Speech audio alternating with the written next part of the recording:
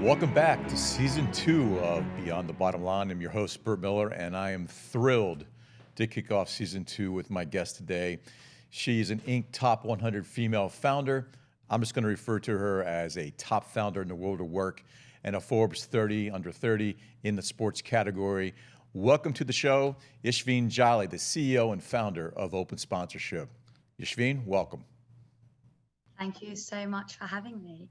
It's exciting. We were just talking a little bit about the weather in London because Ishveen's coming to us from the UK, and of course we're down here in Delray Beach here in South Florida. So we're just talking a little bit about the weather and UFC and everything else.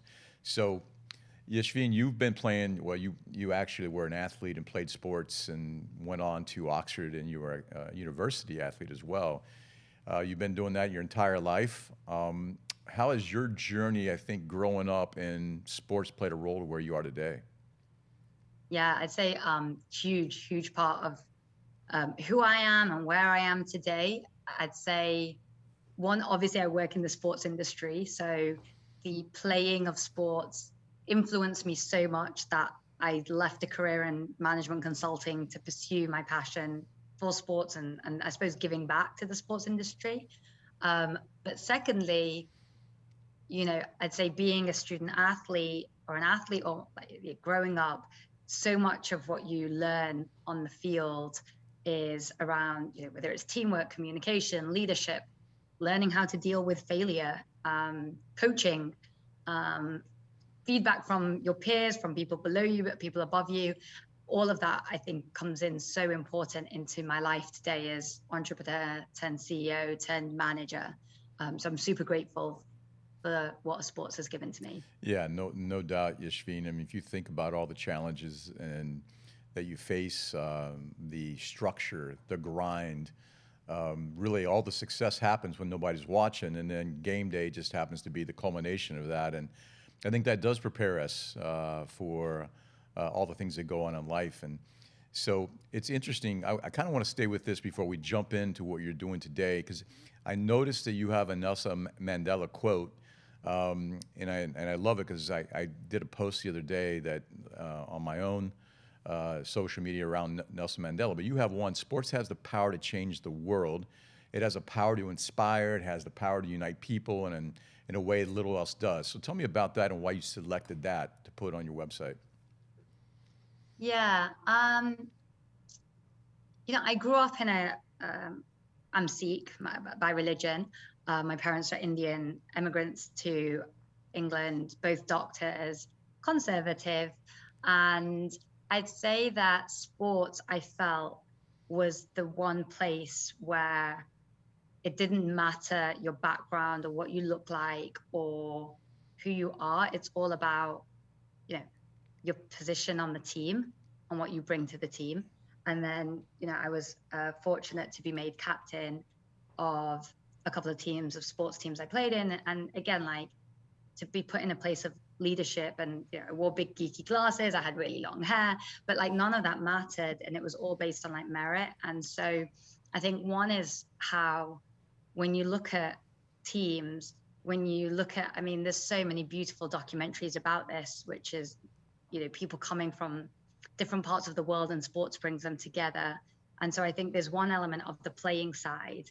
And then the other side is obviously the watching side, and how there are very few events like the Olympics or World Cups or whatever else that brings so many nations together, and you inevitably root for your enemy's enemy or whatever it may be. And I just think there's something so beautiful about that, where it really does unite. It's a common language. Wherever I go in the world, once someone knows that you work in sports or that you follow sports, there's always something to talk about, right? And I think that kind of gets taken for granted, and there's not many other things like that. And so I think this idea that playing sports unites, watching sports, following sports unites globally, cross ethnicities, cross genders, and all of that is just amazing. Yeah, that's so true. Everybody's in the locker room and from all walks of life and socioeconomic status, cultures, and backgrounds, 100%. and the ones that can actually row in the same direction. or the ones that obviously, have the success. It is what makes sports a wonderful thing. So you're the CEO of Open Sponsorship, and it is the largest and smartest two-sided global marketplace for sports sponsorship. So for both the athletes and the brands, how did you get the idea of creating and what you previously called the Airbnb of sports marketing? Yeah, it didn't happen overnight. Well, the idea was a very quick one, but there was a lot of things. So, I left, as I said, I left consulting and I joined the sports world. I kind of fell into sponsorship, frankly. I didn't really know what I wanted to do in sports. In fact, I kind of wanted to get into policy and just have more young South Asian girls playing sports. Like that was the dream. And obviously you can't just do that. So, you enter the sports world in America. Ticket sales is very common as an entry point. In England and rest of the world, I'd say like sponsorship or media are very common entry points. And so I kind of fell into sponsorship. And at Oxford, in my course, I did economics and management. We had a marketing module. I didn't even take it. I was like not interested in marketing at all. I fell into this, and I was just stunned at how impactful, how special sponsorship marketing is. I mean, the ability to literally buy your way as a brand onto the field of play, into the Super Bowl kind of winning touchdown, and your brand is in the background. I mean, like that's amazing. Or even with athletes, like, you see these brands and they pay their athletes, and then they bring along their employees, their stakeholders, their investors, their kids. And it's like literally money can't buy experiences. And so I really fell in love with sponsorship marketing.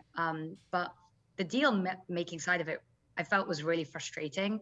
And it's very similar to like recruitment before LinkedIn, house hunting before, Zillow, like dating before Tinder, whatever it may be. Connecting two sides was difficult. It was based on chance and the right time, right place, right, whatever, all the right things lining up. And I just thought, how can this industry just run on like this? And I suppose I put on my consulting hat and thought, why is there not a better solution? So that happened. And then the second part, going back to that global element we were talking about, was when you think about soccer, for example, or the NBA or the NFL, like the international media rights are really valuable. Yet when you think about international sponsorship, it's basically non-existent for like the NFL. I mean, they're trying now more, and I was like, why is it that cross-border is so difficult in sponsorship? Why are these deals not done more? And so a few different things happened that led to me one day going, wait, why is there not like a LinkedIn or an Airbnb for our industry? It is a $60 billion industry. Like, how is that possible? Like, it should be much bigger, or like some of this should be innovative or whatever else. And so that's really how the kind of idea came about. So essentially what you've done is accelerate the deal making versus what you have described as an analog approach of people having to know somebody, to get to know somebody, to be introduced to somebody, to then be represented in the past. It sounds like what you've done is you've brought this together to accelerate the deal making, correct? Yeah, so I'd say in a way, all I wanted to do was bring efficiency to the market. But what the kind of what kind of came out of that was a few things. One is when you accelerate it, you are giving opportunity to more last minute stuff, which is like remnant inventory, right? And so you've got like one of our clients is FanDuel, for example, and they'll turn around and they'll say, we've got our New York State launch happening in 2 weeks. Back in the day, they wouldn't have considered sponsorship for that 2-week budget because it wasn't possible to get those deals done in 2 weeks. But now they're like, cool, it's happening in 2 weeks. We have a spare 20K. Let's go get 5 athletes, right? And so one thing is that we've enabled almost a last minute model, which lends itself to the non-top 1% of athletes. Because back in the day, again, sponsorship would take so long and be such an arduous process. It wasn't really worth doing unless you're going to pick LeBron James, Peyton Manning, Aaron Rodgers.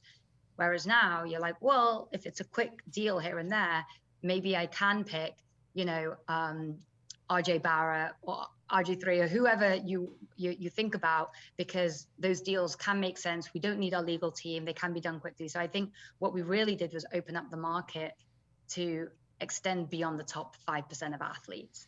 Yeah, I understand that. I'm pretty big into open wheel racing, whether it be F1 or IndyCar, Ishveen, and I recall at times I've had the athletes reach out to me to do a sponsorship, to get a decal on a helmet or on a wing or the side of the car very last minute. They needed $5,000, $10,000, 15, whatever the number happened to be. It'd be interesting to see your platform having these athletes on there to be able to talk a little bit about what they offer, and even whether it be racing or baseball, football, it doesn't really matter. So your platform is extremely data driven, and you're trying to bring efficiency to it. Really, how has the data contributed to the partnerships, and really more importantly, how's the opportunities presented themselves for the athletes and the brands combined? Yeah, great question. So you could think of us, what we did was we essentially took the sponsorship process and we really broke it down into 4 aspects. So first is like the match, right? Like who is the right person to work with, which is where kind of a lot of the data and the opportunities come in. Second was like contracts negotiation, because a lot of stuff breaks down there. We work with a lot of agencies, agents. We have about 12,000 athletes on our platform. About 70% are managed through agents, which a lot of people are surprised by.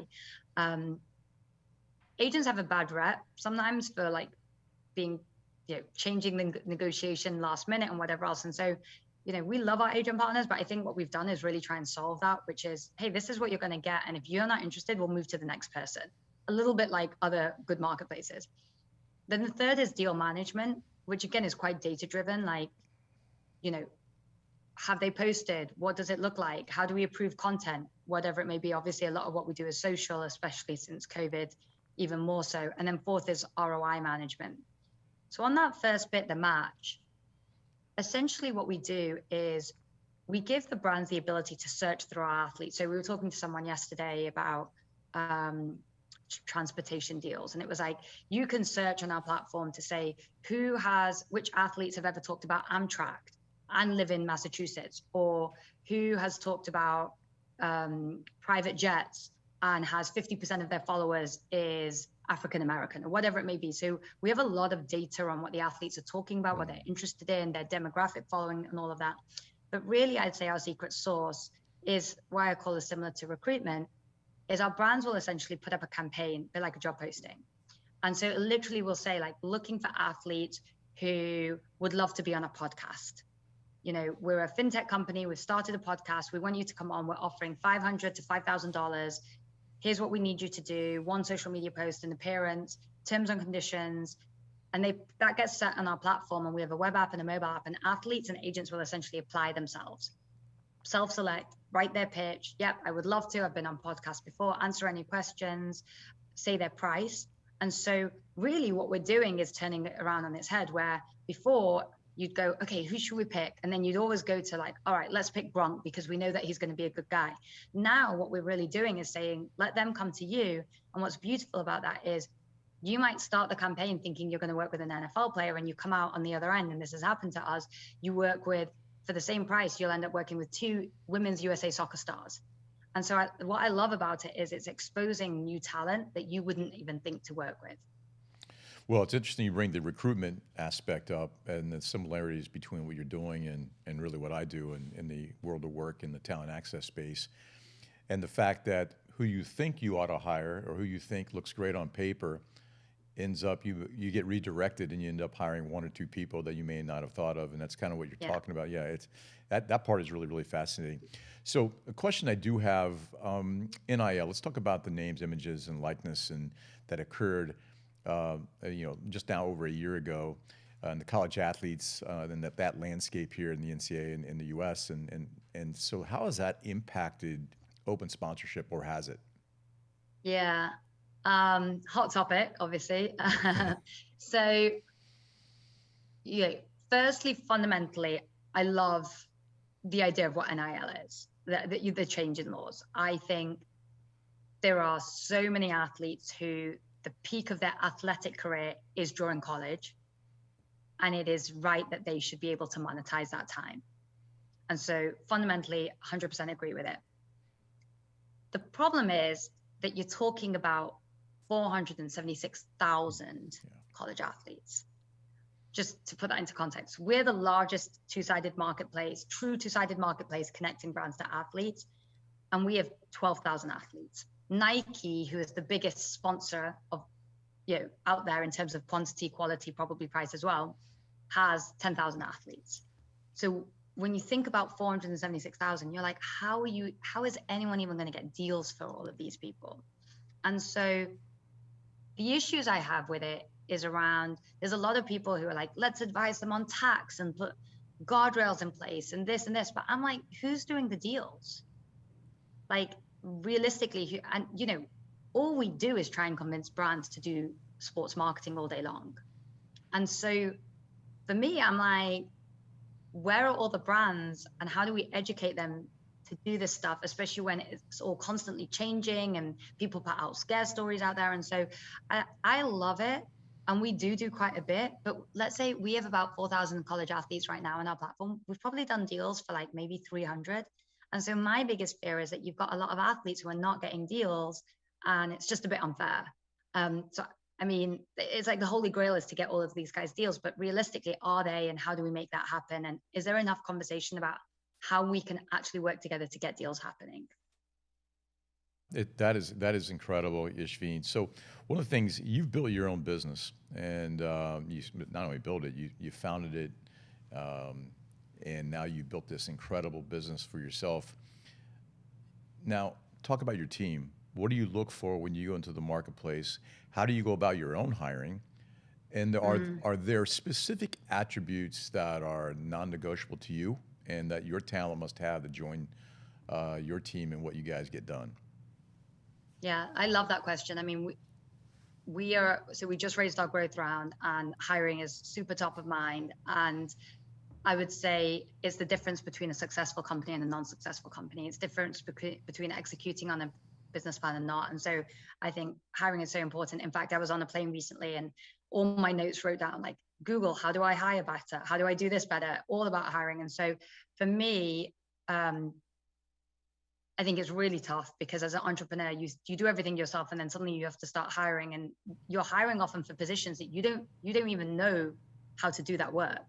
And so, it's easy to hire when you're hiring, you get promoted and you hire someone junior and you know what the job looks like. But I'm hiring for a product manager. Have I really even done that, right? Or what does a perfect product manager look for? So I'd say we try and hire in the sports industry, you're lucky, you get a lot of applicants.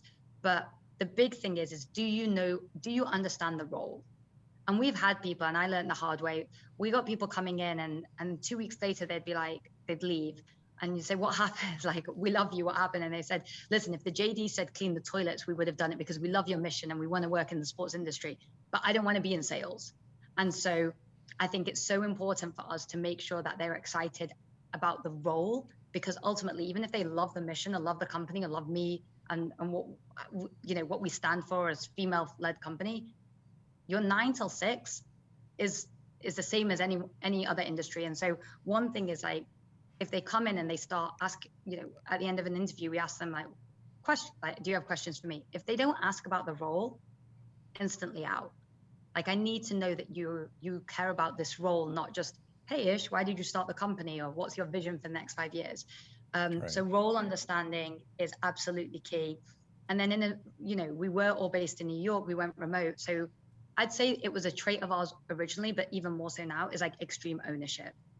We can't micromanage. And so I need to know that regardless, junior, senior, whatever, if this is your project, like, we got to trust that you're going to do it well. And we're not a big corporate that has 2 months worth of training. Maybe you get like a week, and we do have a HR person now, but if you don't own it, it's not going to work out. Yeah, everybody has the attributes they look for, the same ones that everybody asks people the questions. What we've found in organization, what you're really saying is diligence, responsibility, certainly intelligence, and more importantly, fit into the organization and fit into the role. So, so incredibly important. So you were just recently on a plane, you said, but I think your career obviously has taken you all over the world. And I did see you post that you were returning from the Super Bowl. It's a great experience, I'm sure. So how did those events impact your business, or will impact your business? How do you leverage those opportunities and experiences and bring them into your world? Yeah. So I was so lucky. I got to go to the Super Bowl, and then the week later we got to go to NBA All-Star, because former Commissioner David Stern, his son, Eric Stern, is one of our investors. So I'd invited us out. And it's so interesting because, where you spend your time is so precious. And being in my place, it's like, okay, should I be going to this event or should I be working? And you can't do working at a computer desk and whatever else. And so what you realize is you are your brand. And so, if you're in the room, if I'm in the room, open sponsorship is in the room. Yeah. And so the main thing for me is like these big weekends, it's really important to be there so that people we're top of mind as a company. Even if I'm not talking about work with someone, I or any of my team are synonymous with the company. So I think that's huge. Of course, there's great networking. There's great idea exchange. Partnerships is a big one, right? Where people are you get ideas of well, what are you working on that's interesting? How can I help to solve that and whatever else? So I think there's a nice amount of networking, but it's also just validation that hey, we as we're a small startup that's trying to disrupt this space. We are in the room with the big agencies and the big brands. Yeah, it's interesting. So you went from LA to Cleveland. Cleveland, yeah. Yeah. Well, and the listeners in Cleveland that see this show, obviously, please, no hate mail. I just, LA, Cleveland. I mean, it's pretty obvious.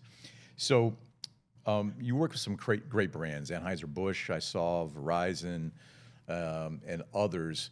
What other categories are inquiring around your platform today?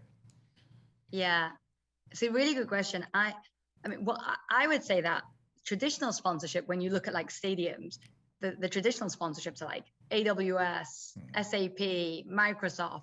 So it's funny that traditional sponsorship was actually quite B2B heavy.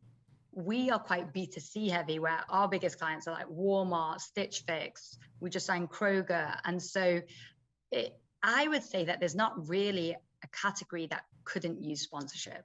And the main reason for that is sponsorship is essentially, whether it's athlete, team, event, what you're basically doing is leveraging someone else's influence to tell a story about your brand.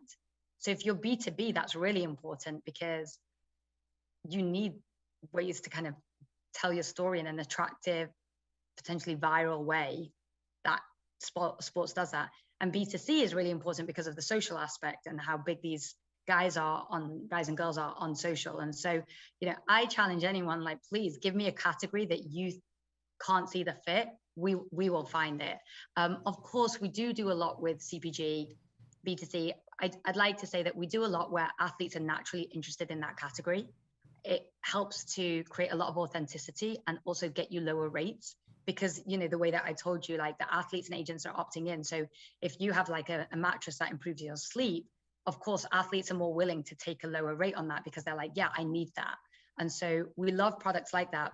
But honestly, we work across right now, tons of NFT stuff, as you can imagine, NFT, crypto, gaming, even anime. We just did our first campaign last year with Atlantic Records, the music label. That was really cool because athletes want to be rappers want to be athletes. So I love the fact that we work with so many industries.